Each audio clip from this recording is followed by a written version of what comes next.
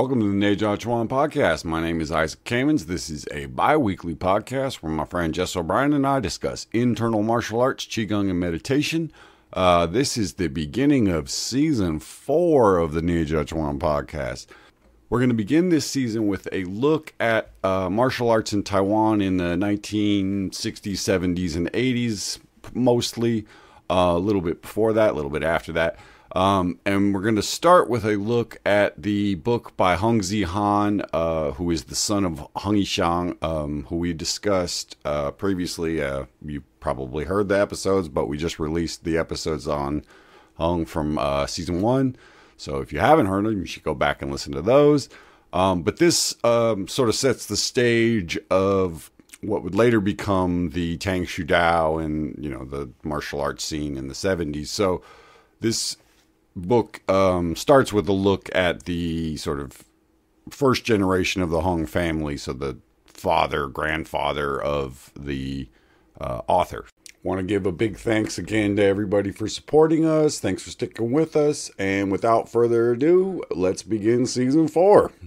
Today we're going to start the 4th season of the Taiwan podcast. It's been quite a journey so far, and we've enjoyed telling the stories of Chinese martial arts from various books and even our own experience. This season, we thought one of the ways to get into the vibe of Taiwan and understand Taiwan better and the experiences there is a new book that came out recently called Blurred Boundaries by Hung Zi-Han, published by the YMAA Publishing Company. It was founded by Yang Jungming's publishing company. He doesn't run it anymore, but Yang Jungming started the company, YMAA Publications. So in 2023, this book Blurred Boundaries came out by Hung Zi-Han. It's about the martial arts legacy and the shaping of Taiwan, and he does a great job painting a picture of the 1950s in Taiwan and 60s, and that period of turmoil and change after the war that was taking place. But he's a really poetic writer, and he does just a wonderful job, like describing the sights and the smells and the scenes of what it's like on this sort of tropical island, and all this cultural change is happening. And he's just got insights into life in Taiwan and in Chinese culture that, he just raised in it, and he does a great job of explaining it. So it really makes you feel like he just does a great job of making you feel like you're there and experiencing it yourself. And all the heartbreak of the turmoil after the war, but like all the great successes too, and the way his family was, they're the candle making family, so their business goes up and down, and the changing of the times and more industrial world. Hung Zi-Han is Hung Yishang's youngest son. Right. So Hung Yishang being the great Xingyi master that we profiled a bunch of times on our podcast. This is his son who probably most notably it was in the BBC documentary The Way of the Warrior. That's where we've seen him before. And so he spent a lot of time writing his great book about his father, and then got translated to English by Christopher Bates. I think he did a terrific job. There's so much poetry in it, and like just linguistic turns of phrase that are just clever and well written, and you can see that a lot of the Chinese character of the speech comes through into the English in a way that only like a really good translator can do. So. Yeah, and I mean it's sort of written like a screenplay almost, where it really has a descriptive and cinematic kind of thing to it. So it's pretty cool. It puts you in the scene really well. So here's something from the back of the book to sort of lay out what the book covers. The civil war between the nationalists and communists drove the largest refugee exodus in modern China's history, across the sea to Taiwan. Martial artists of many styles were among the diaspora. In the 1940s, Taiwan's laws were enforced unevenly, and local businessmen were often subject to extortion by gangs.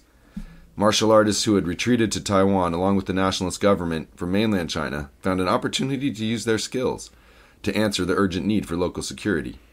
They provided the best protection for the Hung family's business empire, and unexpectedly gave rise to a world-class martial arts master. Author Hung Zi-Han tells the true story of his father, Hung Yishang, and the cultural story of Taiwan in the 50-year period between the 1940s and 1990s. Hung Yishang was the founder of the Tang Shu Dao School of Martial Arts, and earned his renown by using the philosophy of the internal arts to outwit his opponents. So that's what the book's about. So it tells the story of Master Hung Yishang's life with the backdrop of Taiwanese culture and all the political change and just like the foods and the weather and life on the streets in Taipei, the main city. And yeah, I just can't say enough about how fun it was to just, we've read a lot about great masters in Bagua Journal and the various books we've collected over the years, but this one does the best job of describing the world they lived in. Yeah, it gives it the sights and sounds, if you will, and most of the time these books, the martial arts is the forefront of the book. The where and when and what was going on culturally is, right. If it's talked about at all, it's very brief and very, usually in the context of like, we need to preserve these arts to defeat the, foreign influence or whatever, right. Something like that, and that was more in the 30s and with the 20s and 30s with the like physical cultural boom or whatever. And by the time the late 40s, early 50s had been around a long time, but it hadn't really been marketed well, I guess would be, and I think what Hung Yishang did, and we'll get into more of this, but I mean, he ran his school like a Japanese martial arts school, and with belts and gis and all that. And so I think there's this melding of like different cultures, and it was literally a melting pot of, like all this different Chinese cultures, but also you throw in the Japanese, the native Taiwan, the Western influence from World War II. And it's like, you get this really interesting kind of dynamic where it's not just like it was in China where everything is very traditional and done by the book. This is more like, there's GIs and there's CIA guys and there's all sorts from of all people, sorts of countries for all the industry that's going on there. So yeah, right. And there's gangsters and there's politicians. I mean, it's got everything. Right. It's just super dynamic and action packed. And I think another thing about the book that's different from your average martial arts book is like, the hero of the story is always the master you're describing. And that's true in this book too.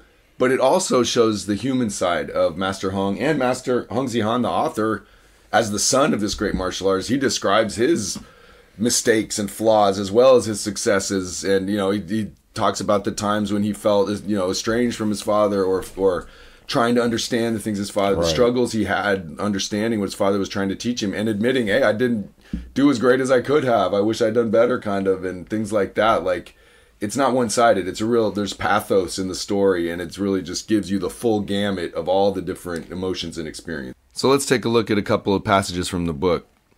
Here's chapter 1, Genesis. Most early drafts of our history are written with the pen dipped in fresh blood.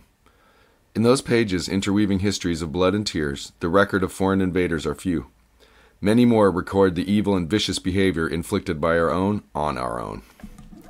The scene is Dihua Street, Daocheng District, Taipei, Taiwan. It was an age of uninterrupted conflagration. Having endured the torment of the Second World War with great difficulty, the Chinese Civil War between the nationalists and communists ramped up without pause.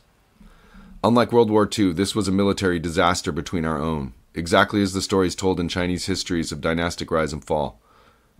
The two sides in this war, no matter how despicable and base their hidden motivations, could at the same time both spout moving grievances and resentments, point fingers, pursue justice with no regard for the consequences, hurl invectives at their opponent for damaging the country and causing suffering, and on the battlefield they exchanged abuse, showering spit and pent-up hatred, but both without hesitation, turning on the innocent common folk to pay the bill. Whereupon the largest refugee exodus across the sea in modern history of China or the world was created. Whereupon martial arts exponents of each style, and from all over China, each with their similar miserable excuses, but driven out most efficiently, were herded and aggregated together on this strange southern island, Taiwan. Whereupon these martial arts masters or wanderers of the martial arts forest, insinuated between the forces of dark and light, accompanied the nationalist government gangsters to this foreign land, for the same humble reasons, forced to exchange in this alien place their acquired martial arts skills and wisdom for the requisite chips used in the dangerous casino of survival. Whereupon, with the backdrop of this cruel history, and motivated by petty survival, all manner of the impossible became possible, and anything might happen. Damn.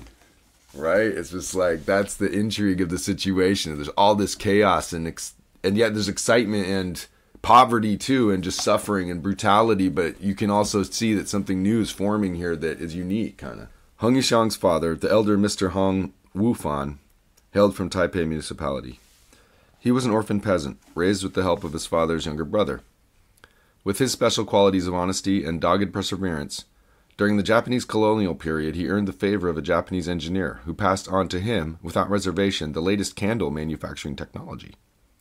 With the full support of his eldest son, Hung Yi-chin, step by step he became northern Taiwan's largest supplier of candles and fireworks. Due to his personal interests and due to the requirements of doing business in that rough and tumble era, the elder Mr. Hong embraced a high degree of passion for traditional martial arts. Before and after 1949, following the great retreat of the nationalist government to Taiwan, came famous martial artists swimming like shoals of fish across a river. Among these were martial artists who, through direct and indirect relationships, received relief and help from the Hong family on Dihua Street, and in repayment for the helping hand extended to them by Mr. Hong in the darkest moment of their lives, they permitted themselves to teach the Hong family without reservation, like emptying their pockets of secret treasures. In that time of turmoil and mutual mistrust, to protect the wealth they had acquired in their business and not be pressured by the extortions of dark elements, the Hong family thought by helping these martial arts experts to come and protect their business and family members. Mr. Hong never imagined that the ardor and sense of debt that these security guards would inspire the natural martial arts talents of the 5 children in the Hong family. The son's enthusiasm further spurred the elder Mr. Hong to throw money into their training, enlisting the services of those martial arts exponents who had crossed the sea to Taiwan. They came to reside in the Hong compound and transmit their arts.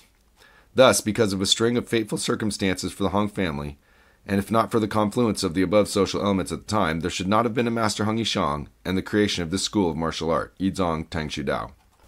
That's it. That's cool. So, like, he basically, like, recruited martial artists to use... So, hey, I'll help you out. And then in the future, hopefully those guys won't be part of some rival gang that comes and kicks their asses, right? They'll always kind of owe him a favor. Right. That's pretty smart.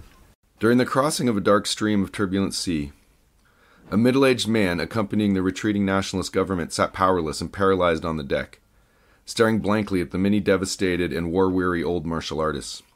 They were thoroughly exhausted in body and mind and unable to bear the torment of wave on wave of destruction and destitution. One after another they dropped.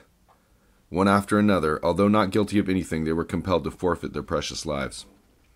To a man, they were formerly famous in Chinese martial arts circles, and here on this great unfamiliar sea, one by one, their bodies were abandoned to the sea. Their martial skills and cultivation, refined over a lifetime, vanished, sealed within their lifeless forms, slowly sinking into the deep inky black, becoming eternal corruption beneath the waves. The man looked at the handwritten boxing manuals, in a bag entrusted to him by an oldster now expired, and muttered a whisper, "Pa, you have not even any life left. What's the sense of leaving all this behind?" Like a soulless puppet, he hoisted that bag and lurched towards the aft of the ship, removed the handwritten tomes one by one, tore the pages out, and handed them over to the sea breeze like they were devalued dollar notes. What? So one by one, he rips out the pages of the old books, because, like, I mean, that captures this feeling, like this whole golden age of martial arts in the 20s and 30s. This is the end. Was, you know, for a lot of them, this was the end. Like, the end of the Chinese Civil War was truly the boot heel that ground out traditional martial arts culture into dust. So Master Hung's father hires a martial arts master to teach his sons, and that's Master Tu, the Tai Chi master. Right, so this is his first teacher, I guess, right? I mean, yeah, I think they've had some other training, like along White Crane and stuff, but this is the first internal martial arts. Okay. So the brothers are practicing out on the dike, going through the motions, and Master Tu is standing out front. In that authoritarian era, regarding the lessons transmitted by a teacher, the foundation of discipleship was that there was no room to talk back to the master. One trained what the teacher taught. However, concealed within the doubts of the 5 brothers, like soap bubbles getting bigger as they joined with each other, their worldly reveries outdid one another. "Hey, uncle, you a sloth or a snail? Pick up the pace. People back here want to pass," third brother Hung Yi-man muttered. "Pa must be getting really old. How could he want us to train this sluggish, slow dance?" the oldest brother Yi-chin remarked to no one. "Fuck, this shit's so squishy soft. Can it be really used to fight people?" second son Hung Yi-wen said. Wow, spare me. This speed's driving me nuts, Hung Yi-men commented. In what year of the Republic will we finish doing this form? Brother 5 Yi-kun complained. So they're just all bitching about how they hate. Why do we train it slow and use it fast? Shouldn't we train in a way that we intend to actually use it? Queried fourth brother Hung Yi-shang. Yeah, Hung Yi-shang's the fourth brother. Right. So he's kind of the baby. Or maybe there's one younger. So yeah, in typical Tai Chi fashion, everyone's just thinking to themselves, when is this shit going to be over? No, it's taking forever. Well, especially when you're young. So one of the older brothers has the thought, when the Bodhisattva Avalokiteshvara was coursing in the deep Prajnaparamita, he perceived that all 5 skandhas are empty. Thus he overcame all ills and suffering. O Sariputra, form does not differ from the void, and the void does not differ from form. Form is void, and void is form. The same is true for feelings, perceptions, volitions, and consciousness, eldest brother I Chin recited the Heart Sutra to himself. Do I care about you or not? Pray you bring this class to a close, he thought. So he's just repeating religious phrases, he's repeating the Paramita Sutra to try and just take his mind off the slow motion training of Tai Chi. Right, he's using the Heart Sutra as a mantra to get him through it. Right. And the other guys just keep trying to avoid dealing with taking a slow-ass Tai Chi class. I think when you're a young fellow, that Tai Chi can definitely be a little slow. Chapter 29, the Human Chopping Board. The biggest difference between a human chopping board and a vegetable chopping board is that a vegetable chopping board can do nothing but bear repeated hacking, whereas an able and intelligent human chopping board can endure all those cuts and strikes and turn them into precious experience and personal assets. So basically it's saying when you're the cutting board, right, you're the teacher's dummy, basically. Suffering is how you learn. Right. So instead of being the dummy, he calls it a chopping board. I like that analogy. You're the recipient of all the chopping and hacking and smashing. All right, so you're back on the Dan Shui riverbank. Across an empty space next to the Hangzhou tea house, the dusk of the setting sun painted the surroundings and the wall of the dike a golden hue, so that even the decrepit wreck of the old beached wooden ship was resplendent. Facing the river in the gleaming reflections of the water, the dark silhouettes of several figures shuttling back and forth were vaguely recognizable, as Master Tu was directing the 4 Hong brothers in combat applications. Time, effort, and instruction had honed their skills from a muddling awareness of form to a focused application of intent. Third brother Yi-mian was flailing his 2 fists, going after fourth brother Yi-xiang with all his might in a kamikaze-like all-attack, no-defense, fierce assault. Fourth brother Yi-xiang skillfully made clever sidesteps, always just avoiding the focus of the fist and feet as he cleverly employed advances and retreats, bobbing and weaving, accurately keeping himself just out of range of his opponent. Third brother Hung Yi-mian, although his blows fell in empty space, the more he was frustrated, the bolder he became, ceaselessly employing all variations of hand methods and angles, fast hands and quick feet, constantly attacking. No reduction in the firepower of his attack. Third brother, cut out the brute force craziness, fifth brother said. Capture his foothold. Bite into his maneuvering room, second brother Yi-wen said. Don't butt in, I'll fight him my way. I can't believe I can't hit this louse, third brother Yi-mian said. It's not a question of speed. Fourth brother is already wise to your habits. If you don't mix it up, attacking faster isn't going to help, Master Tu said. I'm wearing him down. Let's see if he can escape, third brother Hung Yi-mian responded. You idiot, he's not getting tired, but you are, second brother said. You're the idiot, third brother Hung Yi-mian cursed. The more third brother attacked, the more his ire was raised, the hotter his temper, the less disciplined his assault. All along he believed the universal martial dictum that nothing trumps speed. So even if his life depended on it, he was unwilling to listen to the guidance offered from his brothers on the sidelines. Blindly accelerating the speeds of his attacks, he was determined to wear down his brother Hung Yi-shang. However, it appeared that fourth brother Yi-shang not only did not collapse in fatigue, on the contrary, he grabbed the opportunity of a gap between Yi-mian's shift from left to right to switch from defense to attack. His right foot taking first a half step back, his body pivoting to the right 45 degrees, cleverly absorbing an incoming right fist. At the same moment, Yi-xiang's right hand spiraled up from inside, wrapping around third brother's right wrist, connecting with his hand while at once hooking and lifting it, as he immediately sank his body and entered into Yi-mian's stance with his left foot, piercing and rising up against third brother's right ribs, mixing Taiji's left diagonal flying technique with a sudden explosive reverse rotation of his body, shocking third brother to fly 5 or 6 steps backward before he regained control of his feet. So Fourth brother cheated. Just dodging's not attacking. It's not fair. Young Man protested.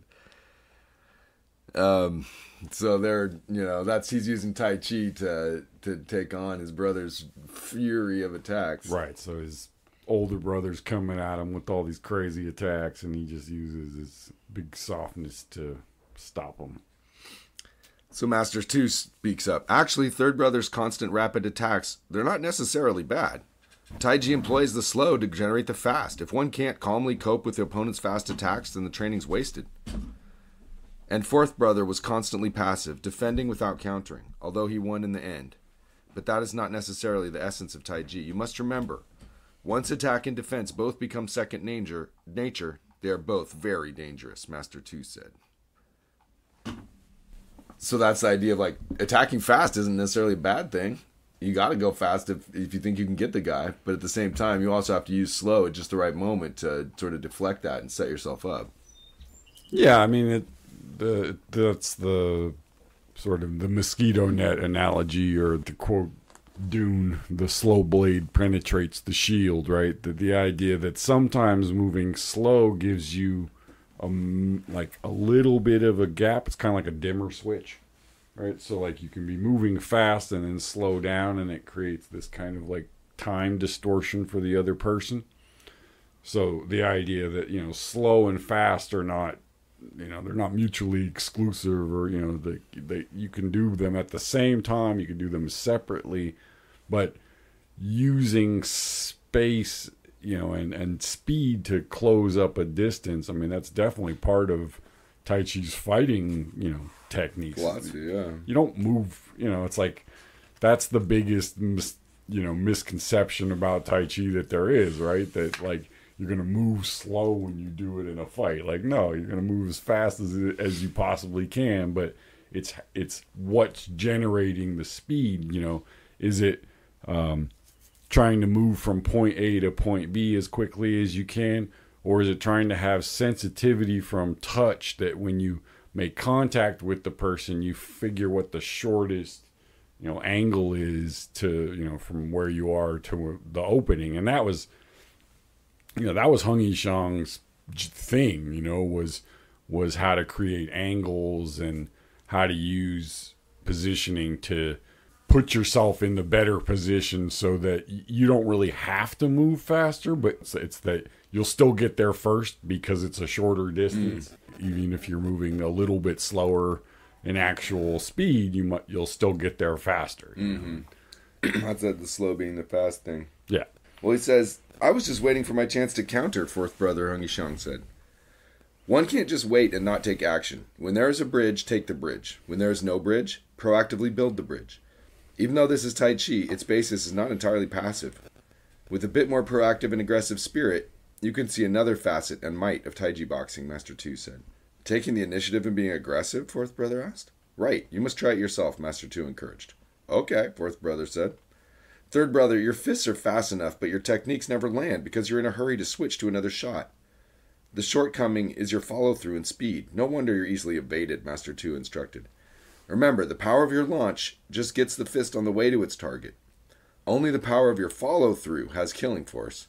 If you can increase your mix of long and short techniques, the loser will not necessarily be you. Understand, Master 2 said. I intentionally led him. He's my younger brother. How could I try to hit him? Third brother Ungi Men spuriously defended his face. Bullshit. I'm also your younger brother, but your blows land on me. Aren't you the first? And you're the first to brag about it, fifth brother Ikun injected. That's because you suck. You're talking nonsense. Next time I'll punch you in the mouth, third brother said. Somebody's a sore loser. Such a quick about face. Master 2 continued. Furthermore, while it's true speed is good, there are limits to how fast your fists can be. Angles are the key to internal boxing's finesse. All of the changes in angle born out of your younger brother employing the shuttling, swallowing, and spitting of his body serve to neutralize your speed. So real exponents need to understand how to use changes in speed to control the tempo, to use breaks in the timing, and unseen angles to wipe out the opponent. All that becomes necessary is to grow the secret of rotational speed and angle changes. Slow becomes fast, fast can be slow, Master 2 instructed.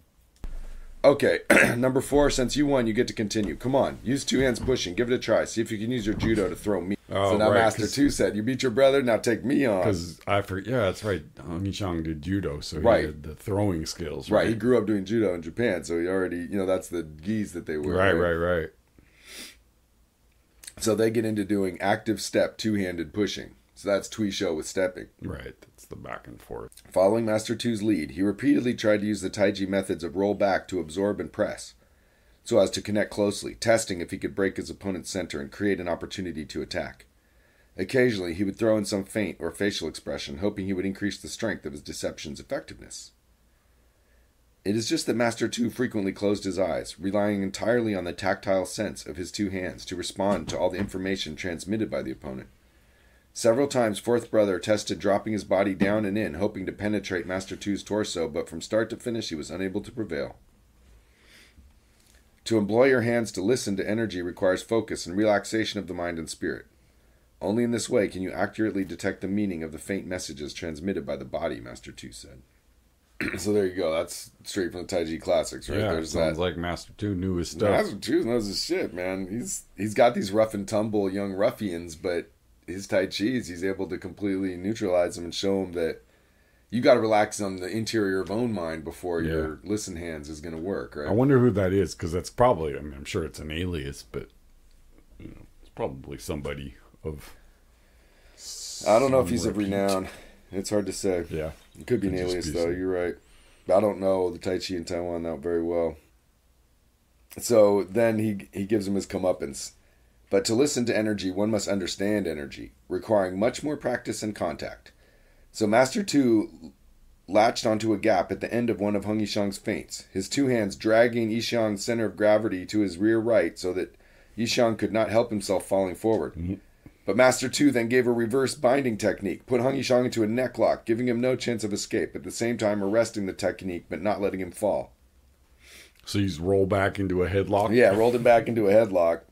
The third and fourth brothers, in the process of training with their brothers, thus played the role of Master Two's human chopping board, allowing Master Two to demonstrate on them the application and detail of every skill as much as he wanted.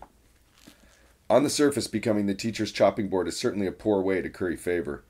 Besides getting frequent thrashings, one also runs into teachers who don't show an understanding of their student's face, who readily wound their disciples' self-esteem. However, it is not every resilient person who can take on the role of the human chopping board. To be the teacher's punching bag, one must be especially clever, and it is a rare kind of smarts.